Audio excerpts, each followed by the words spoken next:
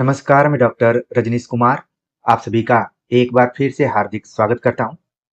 यूपीएलटी GIC GDC Hindi 2025 मुख्य परीक्षा के दृष्टिकोण से हिंदी स्वलिखित प्रश्नों की सीरीज पर आप सभी से हम चर्चा कर रहे हैं और हम पहुंच चुके हैं प्रश्न नंबर 41 के ऊपर, जिसके अंतर्गत हम बातचीत करेंगे नई कविता की प्रमुख प्रवृत्तियों पर विचार कीजिए। प्रिय विद्यार्थियों, यदि आप सभी प्री की तैयारी कर रहे होंगे और आपके पास सिलेबस होगा तो आपने देखा होगा कि हिंदी साहित्य का इतिहास के अंतर्गत आखिरी जो पॉइंट है वो है नई कविता। तो आप देख रहे हैं कि हम मेंस के बहाने ही आपके सिलेबस पर पूरी नजर गड़ाए हुए हैं, उसके हिसाब से हम चर्चा कर रहे हैं। हमने भाषा पर भी आप सभी से बातचीत कर लिया है, जो आपके सिलेबस में भाषा का पोर्शन लगा हुआ है। बोलियों के बारे में जो भी कुछ पढ़ना है उसके ऊपर भी हमने बात कर ली है। हिंदी साहित्य का इतिहास को हमने इस वीडियो लेक्चर के बहाने पूरा कंप्लीट कर लिया है। आगे हम गद्य पर बात करेंगे, संस्कृत के पोर्शन पर भी बात करेंगे, सभी चीजों पर बात करेंगे।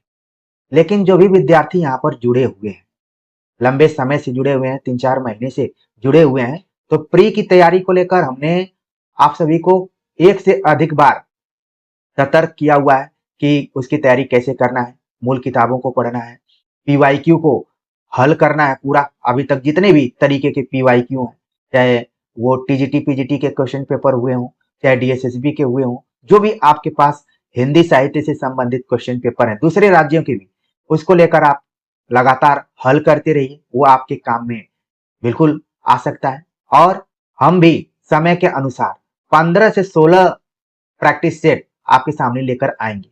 लेकिन उसके पहले हमारी कोशिश क्या है, हमारी कोशिश पर थोड़ा सा आप ध्यान रखेंगे। हम मेंस की तैयारी कराते समय आपके अंदर जो सब्जेक्टिव नॉलेज होना चाहिए उस पर हम फोकस कर रहे हैं। ऐसा नहीं है कि हम नई कविता पर बात किए, प्रयोगवाद पर बात किए या फिर प्रगतिवाद, छायावाद, जो भी हमने डिस्कशन किया है वो प्री के लिए जरूरी नहीं है। आप अपने दिल से पूछिए, क्या उसमें से प्री के लिए क्वेश्चन पेपर नहीं आ सकते हैं? बिल्कुल आ सकते हैं।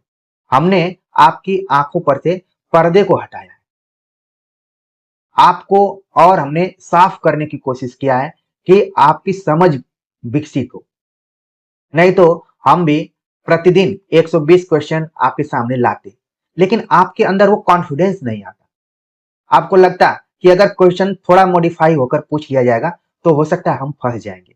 लेकिन हमने जो आपके लिए रास्ता तैयार किया है अब वो मजबूत नींव के रूप में है। इस चीज को आप समझिए, क्योंकि यहाँ पर लाखों विद्यार्थी जुड़े हुए हैं। इसमें से अनुमानतः मैं मान के चलता हूं कि 10,000 के आसपास में विद्यार्थी सीरियसली तैयारी कर रहे होंगे। 3 से 4 महीने से वो लगे रहे होंगे। अब जैसे कोई विद्यार्थी 1 महीना बचा हुआ है, अब वो अलर्ट हो रहा है कि हमें एग्जाम में जाना है, तो हो सकता है कि उसके सामने मुश्किल हो। उसको लगेगा कि कोई ऐसी चीज प्रस्तुत कर दी जाए कि 1 महीने की तैयारी में वो यूपीएलटी जीआईसी जीडीसी में सफल हो जाए। तो आप कल्पना कीजिए कि जो 3 से 4 महीने, 6 महीने, 1 साल से तैयारी कर रहे हैं, उनके साथ तो नाइंसाफी होगी।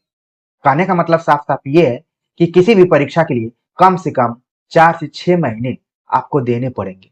आप चाहें कि 1 महीने में हम कोई तैयारी कर लें तो फिर मुश्किल है। अगर आप इस चैनल से जुड़े हुए हैं तो हमने प्री को लेकर कई इतिहास ग्रंथों की चर्चा की है।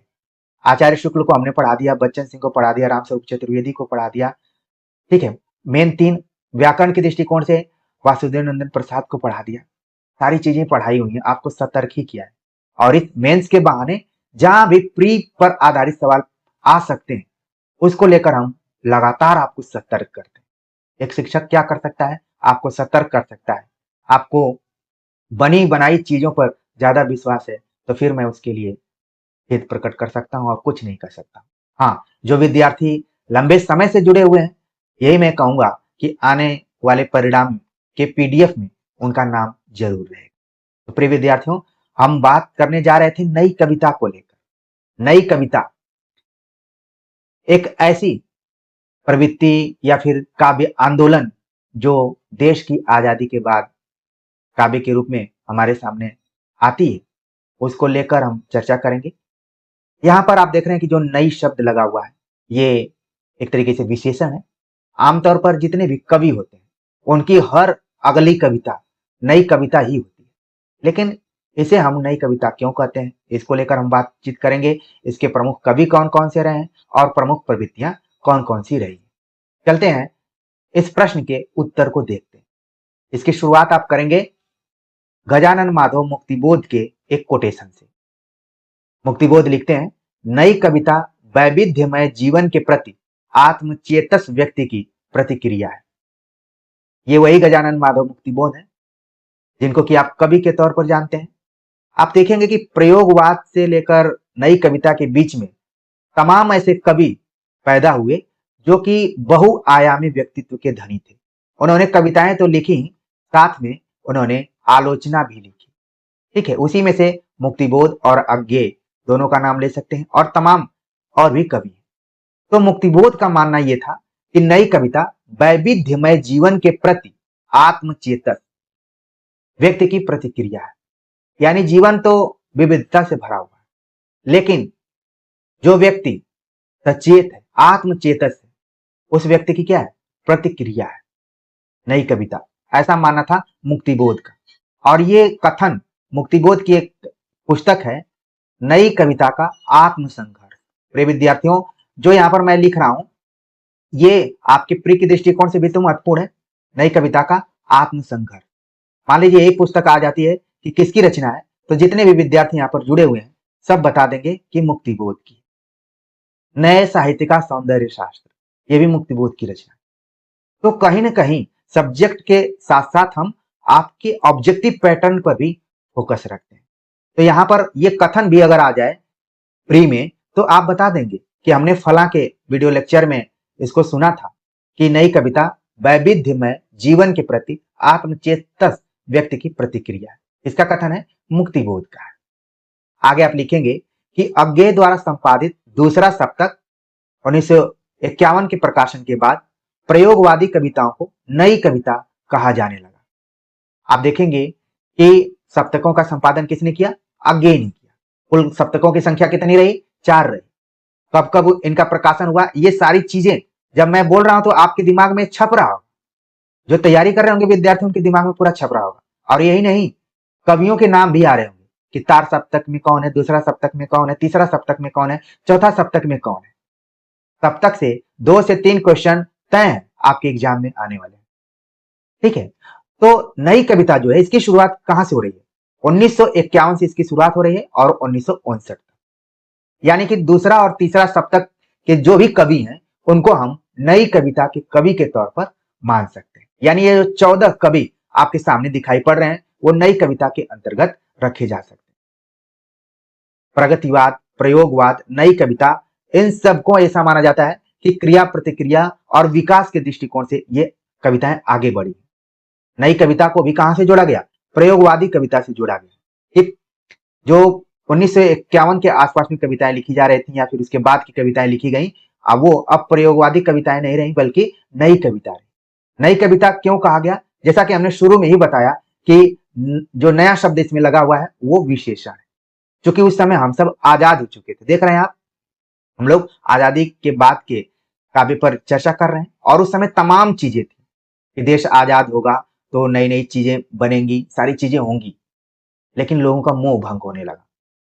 उसी परिस्थिति में, उसी पृष्ठभूमि में नई कविता का जन्म हुआ। जगदीश गुप्त की पत्रिका नई कविता के प्रकाशन से कविता क्षेत्र में एक आंदोलन की शुरुआत हुई। उस समय एक पत्रकार थे यानी संपादक थे जगदीश गुप्त, कविताएं भी इन्होंने लिखी। इनकी पत्रिका का नाम था नई कविता, जिसका प्रकाशन कब हुआ था, 1954 में। ये सभी चीजें आपके प्री के दृष्टिकोण से महत्वपूर्ण है। अब इस पत्रिका के माध्यम से हिंदी कविता क्षेत्र में एक आंदोलन की शुरुआत हुई। नई कविता की बात होने लगी, नए कवियों की बात होने लगी। जैसे अभी हम राजनीति के दृष्टिकोण से देखें तो लोग बोलते हैं नया भारत, नया उत्तर प्रदेश। ठीक है, आप देखेंगे जब चुनाव आएगा तो यही सब होगा, नया उत्तर प्रदेश, नया भारत। यानी क्या पहले का उत्तर प्रदेश अब पुराना हो गया है? नहीं, जो इसमें नई चीजें जुड़ी हैं उसके कारण हम इसको नया कह रहे हैं। अब नई चीजें क्या जुड़ी हैं, नई कविता के दृष्टिकोण से हम आगे उस पर बात करेंगे। नई कविता में नई शब्द विशेषण के रूप में प्रयुक्त है। इसके माध्यम से साहित्य की संवेदना में परिवर्तन हुआ। प्रिय विद्यार्थियों, जब हम साहित्य पढ़ते हैं तो इसका कहीं न कहीं संबंध किससे, संवेदना से। और जैसे जैसे संवेदना में परिवर्तन होता है, साहित्य की प्रवृत्ति में भी परिवर्तन होने लगता है। संवेदना का संबंध कहां से है? व्यक्ति और समाज से जुड़ा हुआ है। आलोचकों ने लघु मानव के बहाने नई कविता पर एक बहस, अनुभूति की विशिष्टता, मानव हृदय की पर्सनल सिचुएशन आदि दृष्टिकोण से समझने का प्रयास किया। अब जैसे यहाँ पर हमने बोल्ड जो किया अक्षर, लघु मानव के बहाने नई कविता पर एक बहस। जो विद्यार्थी बहुत दिनों से तैयारी कर रहे हैं वो तुरंत बता देंगे कि ये किसका लेख है। ये लेख किसका है? विजय देवनारायण शाही का है। और शाही किस सप्तक से जुड़े हुए थे? हर तथ्य आप देख रहे हैं एक दूसरे से जुड़ा हुआ है। ये आपको केवल अनुराग हिंदी एकेडमी पर ही मिलेगा, क्योंकि हमने प्रतियोगी जीवन को देखा है, उन संघर्षों को देखा है, और हमारे मन में सबसे पहले यही बात आता है कि अपने विद्यार्थियों के समय को हमें नुकसान नहीं करना है, उनको सतर्क करना है, उनको सजग करना है और सफलता के रास्ते तक पहुंचाना है। नहीं तो आप देखेंगे कि हमारे समानांतर लोग क्या से क्या हो गए। तो यहाँ पर आप चीजों को देखिए, जोड़ कर देखिए। मैं चाहता था यहाँ पर शाही का नाम लिख सकता था लेकिन छोड़ दिया। अनुभूति की विशिष्टता, अनुभूति आप भारतीय हिंदी युग में भी देखेंगे काव्यानुभूति रही है, द्विवेदी युग इन कविताओं में भी रही, छायावादी कविताओं में काव्यानुभूति तो अपने चरम पर थी, प्रगतिवादी प्रयोगवादी सब में, लेकिन यहाँ पर अनुभूति की विशिष्टता रही, अद्वितीय एक तरीके से रही। ये जो निबंध है ये है अज्ञेय का।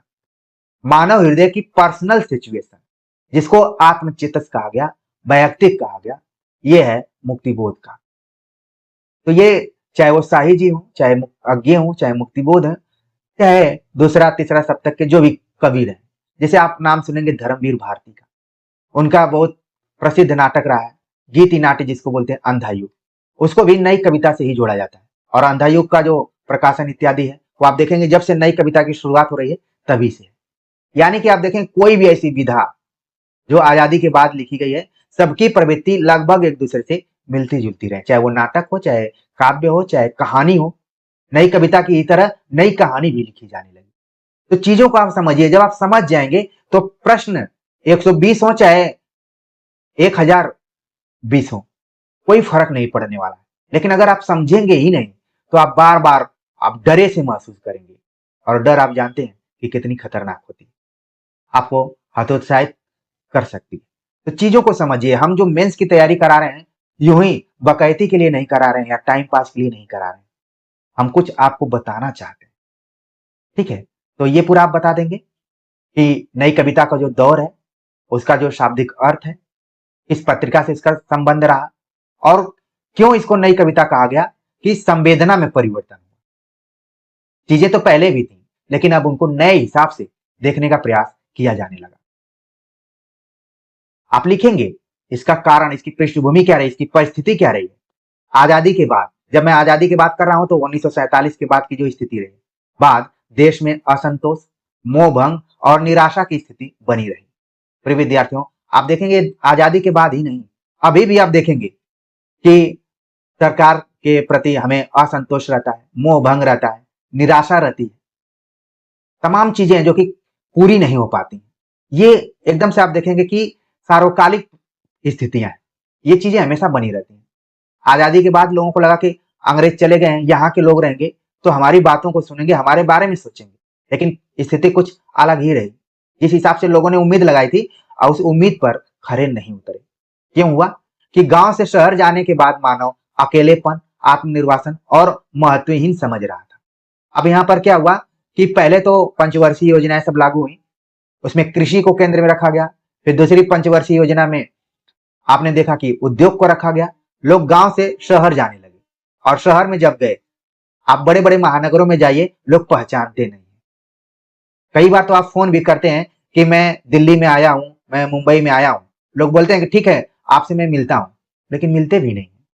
और जब आप नहीं कभी फोन करेंगे, नहीं मिलेंगे, तो लोग शिकायत करते हैं तुम्हारे पास तो समय ही नहीं। जैसे अभी हाल फिलहाल में मैं दिल्ली गया हुआ था, तो कुछ मित्रों को मैंने फोन भी किया, उन लोगों ने कहा कि ठीक है मैं मेट्रो पकड़ के आ रहा हूँ। वो पकड़ कर आते ही रहे, मैं वाराणसी चला आया। तो अकेलेपन, लेकिन वहां पर कोई आपको पहचानने वाला नहीं। आपको लगेगा कि मैं कैसा जीवन जी रहा हूं, अपने घर से दूर हूं, महत्वहीन, कोई इंपॉर्टेंस ही नहीं। सब व्यक्ति आपस में व्यस्त है। जैसे आप गांव में रहते हैं तो महत्व आपके हालचाल भी लोग पूछते हैं। हालांकि गांव में भी शहर का प्रवेश हो चुका है, चीजें बहुत बदल चुकी हैं। अब पहले के गांव नहीं रहे, नए गांव हो चुके हैं। अब उम्मीद है कि आप नई कविता को बहुत अच्छे से समझ पाएंगे कि क्या पृष्ठभूमि रही।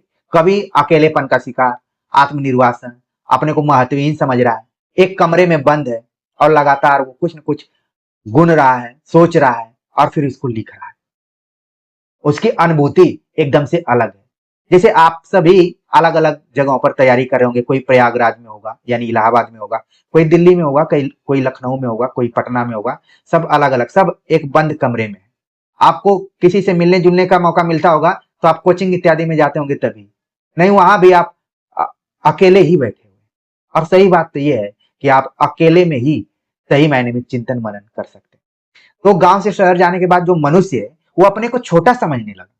इसीलिए एक इस कविता में टर्म यूज होता है लघु मानव। वो मानव जो पहले रामायण, महाभारत, पुराण इत्यादि के केंद्र में होता था, नायकत्व के रूप में उसको जाना जाता था, वही मनुष्य पहचान अपनी अस्मिता के संकट से गुजर रहा है। ठीक है, इस परिस्थिति में नई कविता की एक धारा आधुनिकतावाद, अस्तित्ववाद और व्यक्तिवाद से प्रभावित थी, जिसकी अगुवाई आज्ञे कर रहे थे। वहीं दूसरी धारा मार्क्सवाद से प्रभावित थी, जिसके अग्रणी कवि मुक्तिबोध थे। हमने प्रयोगवाद की प्रवृत्तियों पर चर्चा करते समय इस बात को बतलाया हुआ था कि नई कविता की दो धारा रही, एक धारा आज्ञे वाली थी और दूसरी धारा मुक्तिबोध की थी। मुक्तिबोध जो कि मार्क्सवादी विचारधारा के प्रति प्रतिबद्ध थे, लेकिन इसकी खामियों पर भी सवाल उठाते थे। आज्ञे एकदम से उलट उनके थे, अस्तित्ववाद, व्यक्तिवाद और आधुनिकतावाद से प्रभावित थे। तो दो तरीके के कवि यहाँ पर उत्पन्न हुए। वो कवि कौन थे? वही दूसरे और तीसरे शतक के कवि थे। उनकी कविताओं को अगर आपने पढ़ी होगी तो इस प्रवृत्ति को और अच्छे से समझ पाएंगे। नई कविता के प्रमुख कवियों में आज्ञे, मुक्तिबोध, शरद दयाल सक्सेना, श्रीकांत वर्मा, धर्मवीर भारती और विजय देवनारायण शाही आदि थे। नाम लिखने के लिए तो आप 14-15 नाम लिख सकते हैं, लेकिन हमने मुख्य मुख्य का ही नाम लिखा हुआ है, यहाँ पर ध्यान रखना है। नई कविता की पृष्ठभूमि में दूसरा सप्तक और उत्कर्ष के रूप में तीसरा सप्तक के कवियों को रखा जा सकता है। ये सभी चीजें आप बिल्कुल मौलिक तरीके से सोच रहे हैं कि नई कविता की सही मायने में शुरुआत तो 1954 के आसपास में होती है, जो नई कविता का प्रकाशन होता है, लेकिन इसकी पृष्ठभूमि 1951 से बननी शुरू होती है और 1959 तक चलती है। इसके बाद की जो कविता है वो समकालीन हिंदी कविता या फिर साठोत्तरी कविता के नाम से जानी जाती है। तो पूरा स्ट्रक्चर और जो परिवेश है आपके मन मस्तिष्क में बैठ जा रहा होगा। जो भी आपके दिमाग पर पर्दा लगा हुआ है, जो चीजें क्लियर नहीं थी, वो धीरे धीरे साफ हो रही होंगी, ऐसा हम उम्मीद करते हैं। आगे हम प्रवृत्तियों पर चर्चा करते हैं।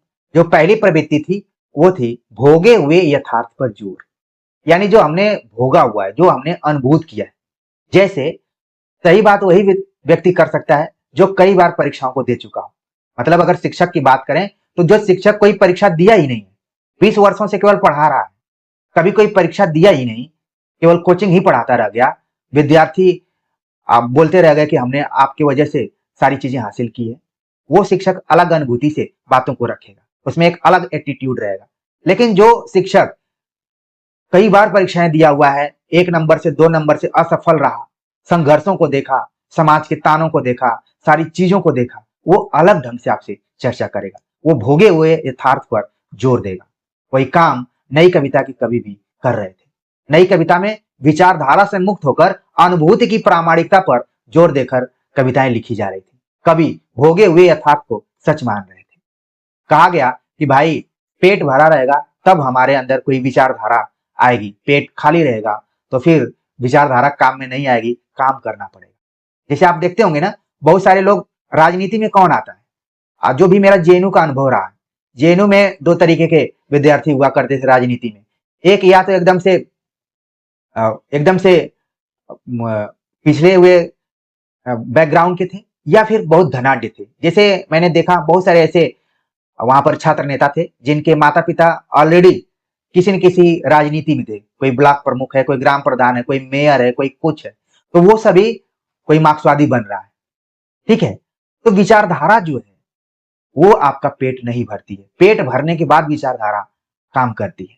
तो नई कविता के कवियों का पहला यही था उद्देश्य कि वो विचारधारा से मुक्त होकर काम कर रहे थे। विचारधारा से अगर कोई काव्य जुड़ा हुआ था तो वो प्रगतिवाद जो था वो पूरा विचारधारा से। अगर मान लीजिए प्रवृत्ति पर आधारित कठिन क्वेश्चन पूछे जाएंगे तो जो विद्यार्थी इस लेक्चर को देखेंगे वो आराम से इस चीज को हल कर पाएंगे। तो नई कविता में भोगे हुए यथार्थ पर जोर दिया गया कि जो आपकी अनुभूति है वही सच है, उसी को आप लिखिए। तो यहाँ पर कवि लिखते हैं, मैं नया कवि हूं, इसी से जानता हूं सत्य की चोट कितनी गहरी होती है। प्रिय विद्यार्थियों, सही मायने में सत्य की चोट बहुत गहरी होती है। अगर आप कोई सही चीज कहते हैं तो गहराई तक जाती है। आप अलग अलग अपने अनुभवों में, अपने जीवन में आपने देखा होगा, जब तक आप किसी की झूठी प्रशंसा करते हैं व्यक्ति को लगता है कि वही इस दुनिया का महान व्यक्ति है, लेकिन जैसे ही सच्ची बात बोल देते हैं उस व्यक्ति को लगता है कि मेरे खिलाफ ही आवाज कोई षड्यंत्र रचा जा रहा है। तो सत्य की चोट कितनी गहरी होती है ये भोगे हुए यथार्थ के लोग ही जान सकते हैं। परीक्षाओं का मनोवैज्ञानिक दबाव कितना होता है वो एक परीक्षा में बैठने वाला शिक्षक ही इस चीज को जान सकता है। अगली जो विशेषता रही वो है लघु मानव की अवधारणा। पहले मानव संस्कृति के केंद्र में था, जैसा कि हमने बताया कि काव्य लिखे जाते थे, राम काव्य, कृष्ण काव्य, इस तरीके से जो व्यक्ति था वो संस्कृति के केंद्र में था।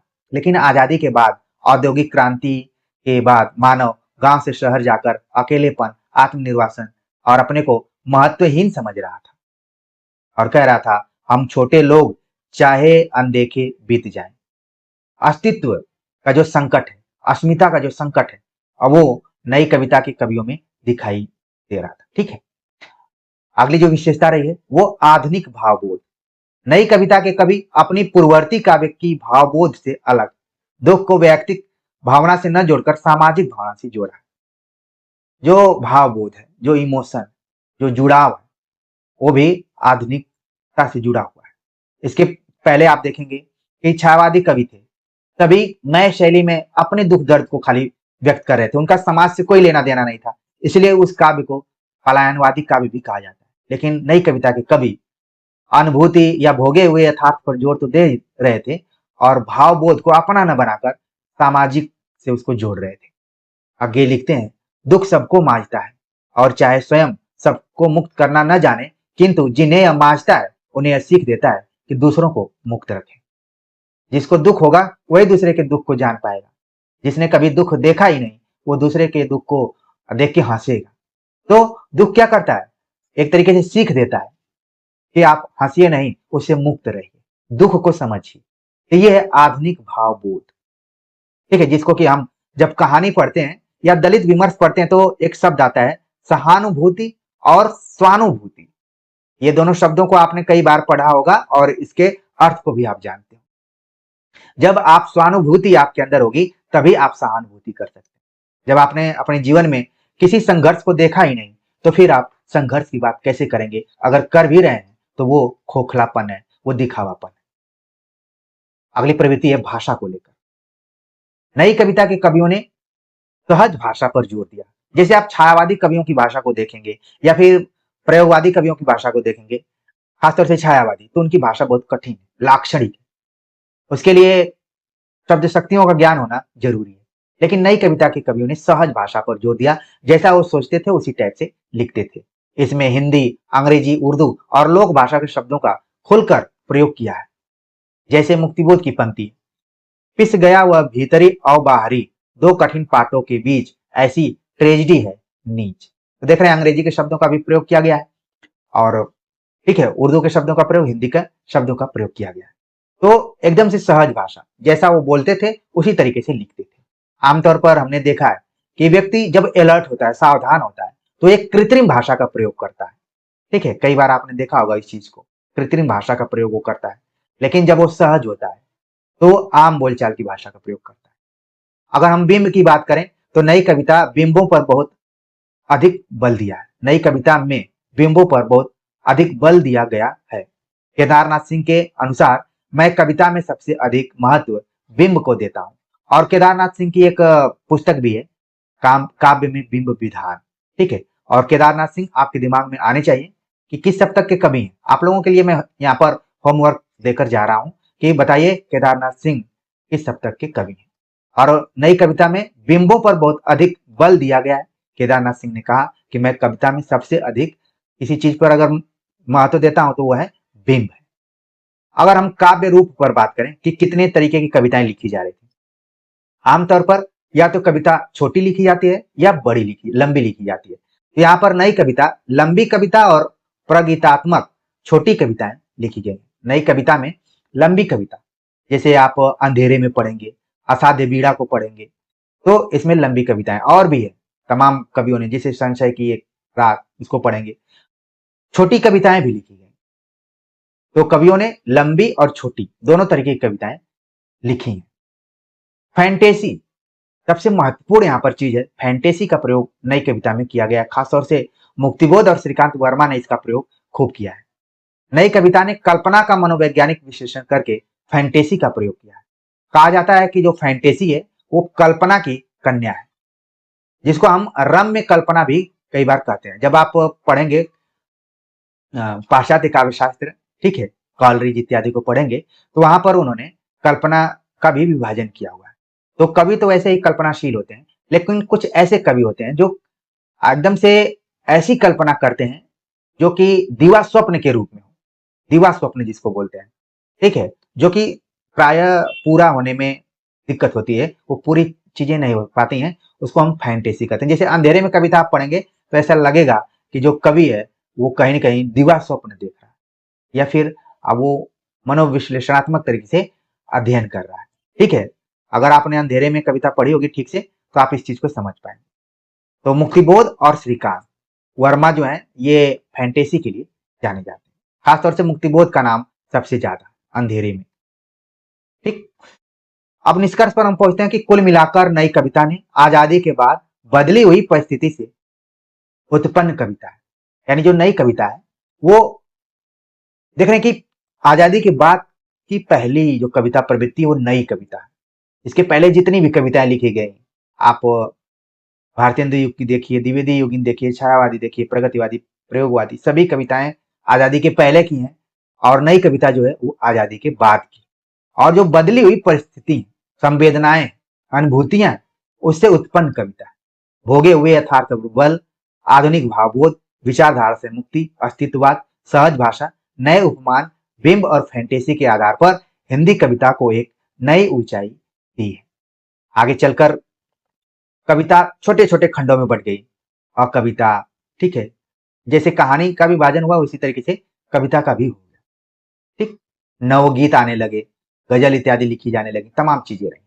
तो प्रिय विद्यार्थियों, उम्मीद है कि नई कविता की जो प्रमुख प्रवृत्तियां रही, लिखने के लिए तो 15-20 लिखी जा सकती थी, लेकिन आपके शब्द भंडार को देखते हुए और जो भी मेन मेन चीजें उसको बताने के दृष्टिकोण से हमने यहाँ पर आप सभी को बताया है। उम्मीद है कि आप सभी को अच्छा लगा होगा। आप सभी के कमेंट का हम इंतजार करेंगे। बाकी मेंस कहीं ना कहीं आपके प्री के दृष्टिकोण से भी जरूरी है। जैसे बहुत सारे बच्चे हैं, उनको डर लग रहा है कि जब मैं मेंस में नहीं जा पाऊंगा तो प्री की तैयारी करके क्या करूंगा, यानी कि प्री में ही क्वालिफाई नहीं हो पाऊंगा तो मेंस का पढ़कर क्या करूंगा। लेकिन चूंकि यहाँ पर हमारे अप्रोच को आपको समझना है, बातों ही बातों में आप जाकर सिलेबस का प्रिंट आउट देखेंगे तो आदिकाल से लेकर नई कविता का जो पोर्शन लगा हुआ है हमने पूरा उसको आज कवर कर दिया। व्याकरण को भी संक्षेप में कैसे तैयार करना उसको लेकर हमने चर्चा की, बार बार बताया कि वो फार्मूला पर आधारित होता है, उसको ध्यान रखना है। भाषा वाला पोर्शन भी हमने कवर कर लिया है। 2-3 चीजें हैं जिनको कि हम जल्दी जल्दी कवर करेंगे, लेकिन प्री के दृष्टिकोण से हम प्रैक्टिस सेट लेकर जरूर आएंगे, आप विश्वास कीजिए। तो मिलते हैं एक नए टॉपिक के साथ, तब तक के लिए नमस्कार।